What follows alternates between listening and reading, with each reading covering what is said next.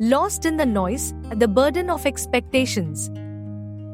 Adin sat in the dim glow of his laptop, his fingers hovering over the keyboard.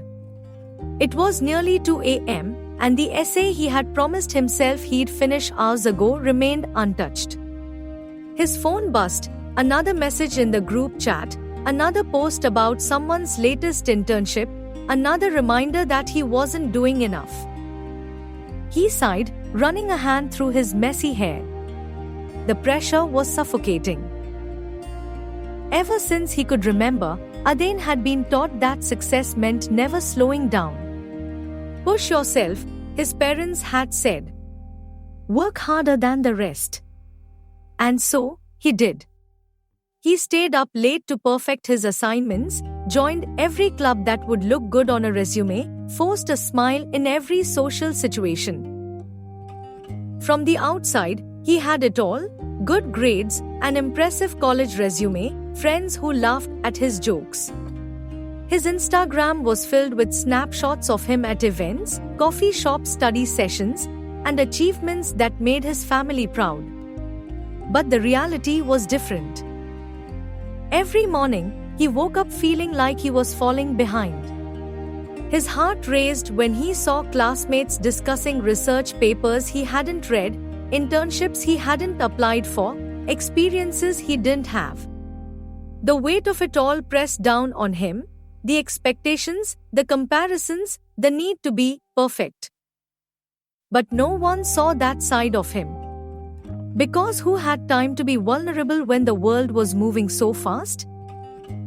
The breaking point that night, as Adin stared at the blinking cursor on his screen, the thoughts became louder.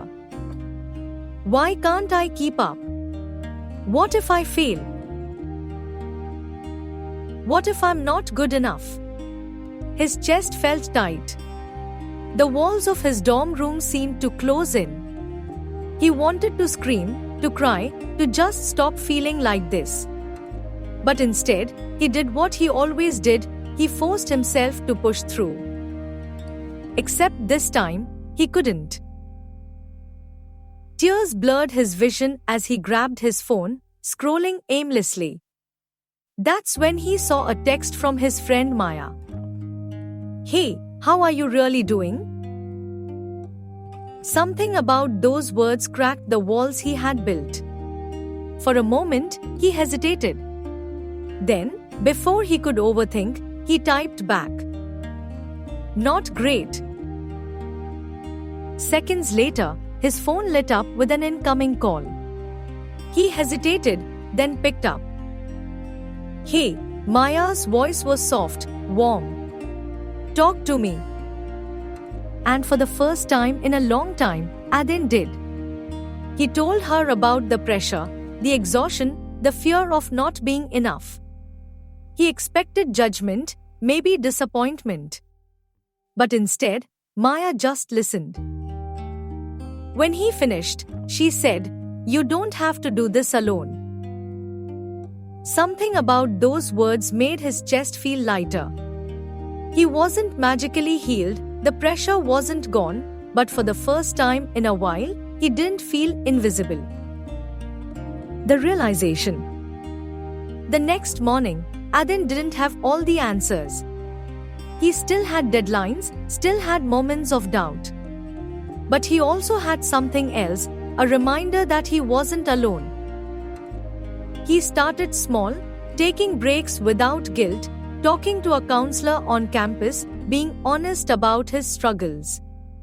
And slowly, he realized his worth wasn't defined by his achievements, his resume, or how put together he seemed.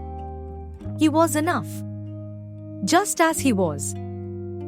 Moral of the story. In a world that constantly tells you to do more, remember that your mental health matters too. You don't have to carry everything alone. Sometimes, the bravest thing you can do is reach out.